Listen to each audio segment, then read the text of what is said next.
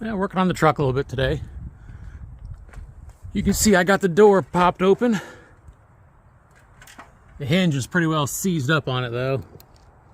It isn't hinging at all, it's just bending.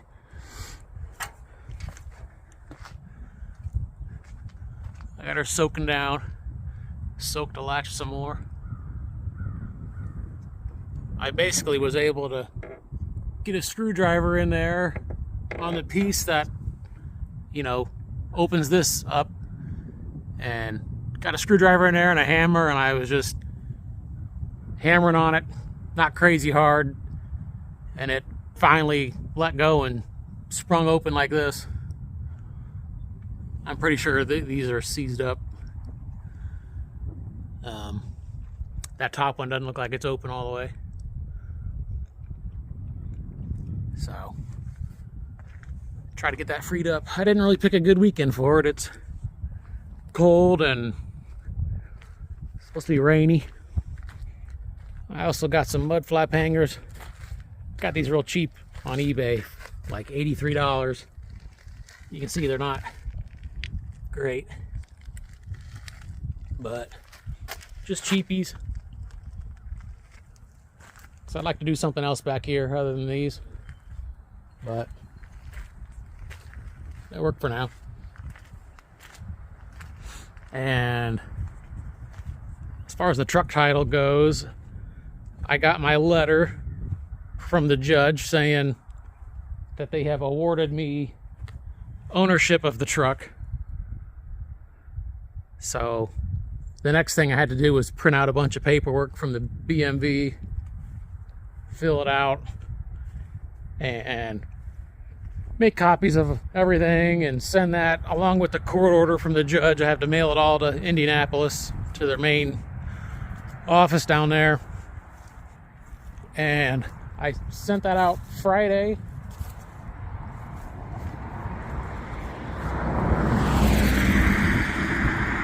Overnighted that. It could take up to like a month or more to get anything back. So I did spend a little extra to do the speed title process, which it says is guaranteed to be quicker than if you don't. So we'll see. Hopefully I get her. Hopefully we get this hinge freed up. I got her sprayed down pretty good, but I've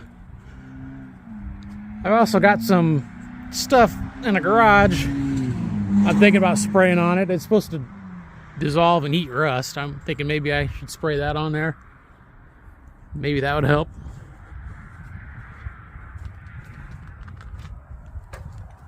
Why they didn't make these out of stainless or something, I don't know.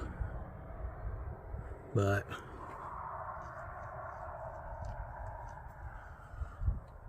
so that's what's going on.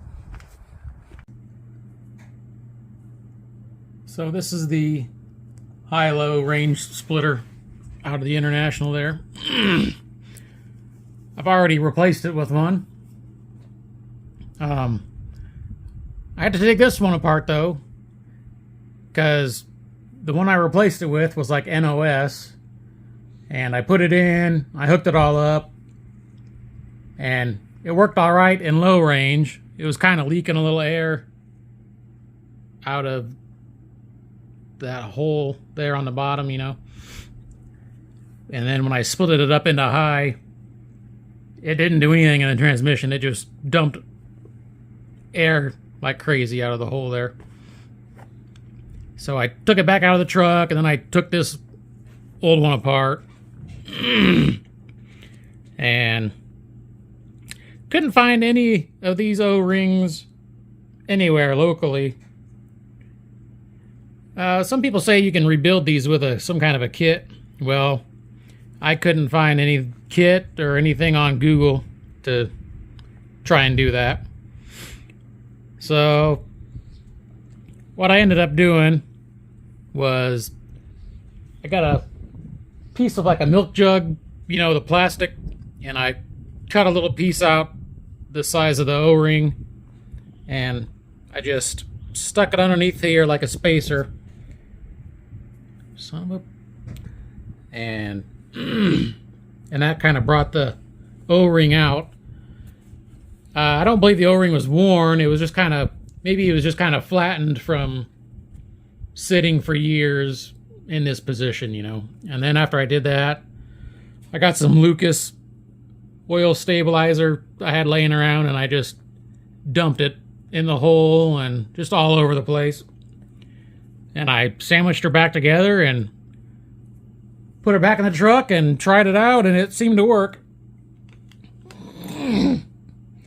They do sell these pretty cheap aftermarket, like $30 or something.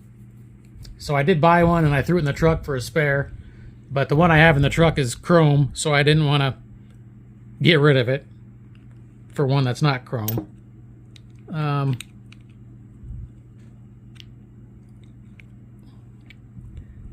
One of these is spring-loaded. On the new one,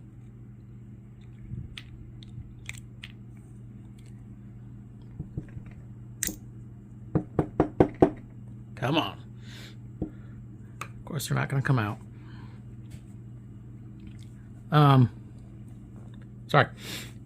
Like I said, one of these, on the new one of these is spring-loaded. This whole O-ring and then the plastic piece that's sitting in there, there's a spring underneath of it to put pressure against, you know, this guy, so it seals. Interesting to note how this one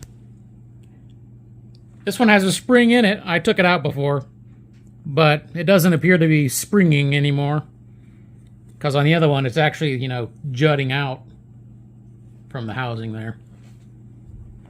Seems like I lost my little check ball, but this is the one that was leaking, so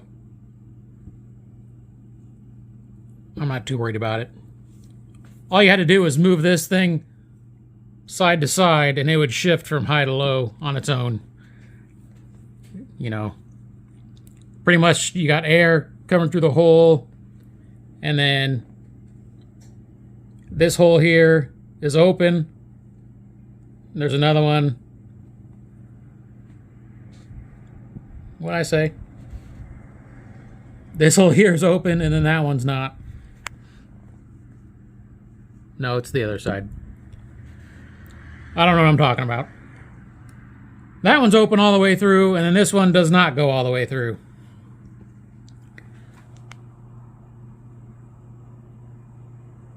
Man. Can't see it where the shit, but... So, when you're in low, the air flows through. When you're in high, it does not. And I guess I'll take you out there and show you.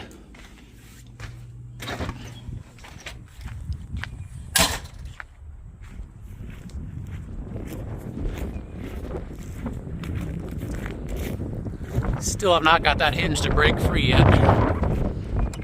Been soaking it with PB Blaster. So here it is. Chromed out. I got that rag in there to keep catch all the Lucas oil dripping out of it.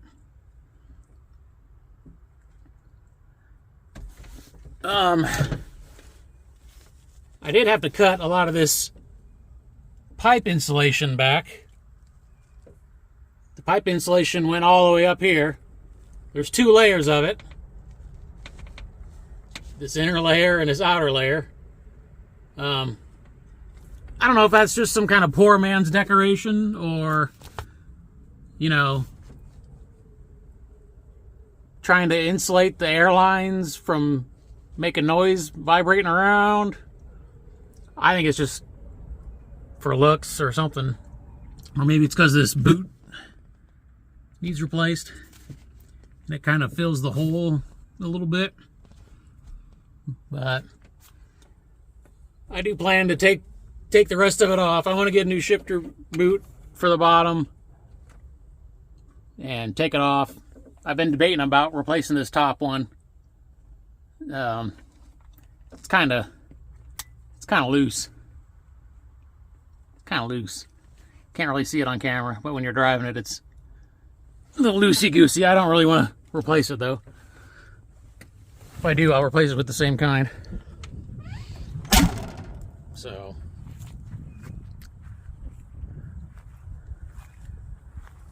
not sure what to do with that. Maybe I need to get a torch and throw some heat at it, and then keep spraying with lubricant.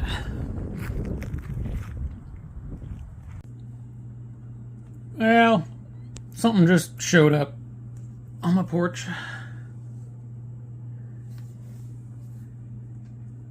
New Borg Warner HT3B turbocharger. Bought it from Scheid Diesel. So basically, I called Cummins up, gave my engine number, and they looked and did some referencing, cross-referencing of part numbers.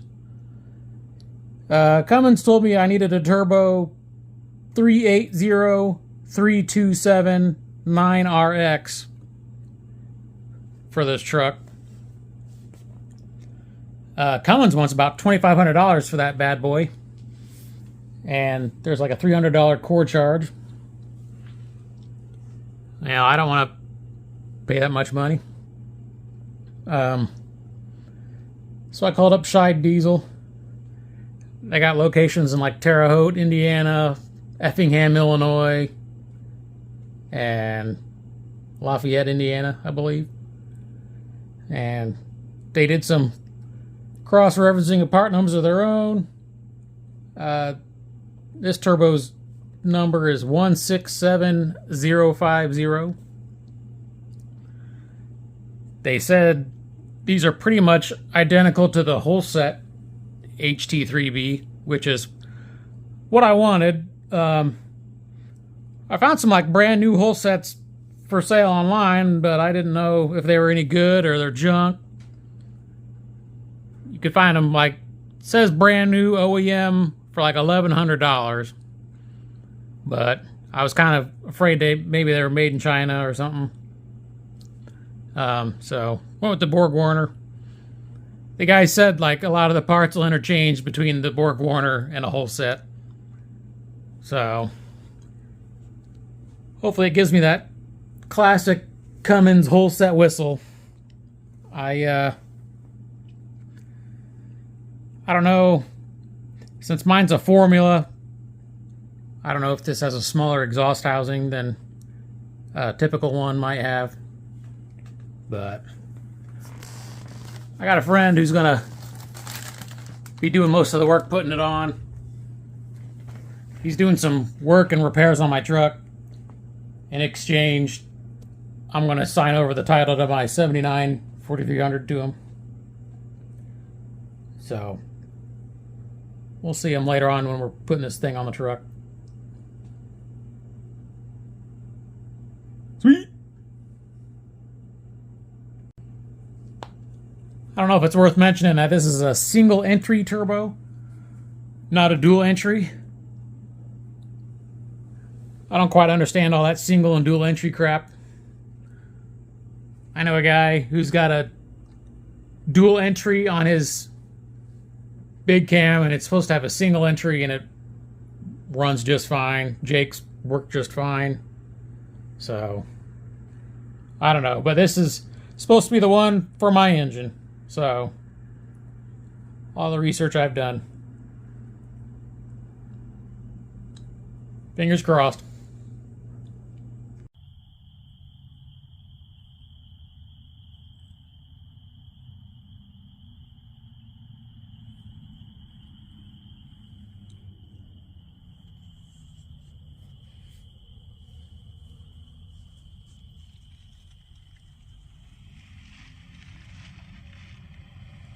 Ruining my peace and quiet.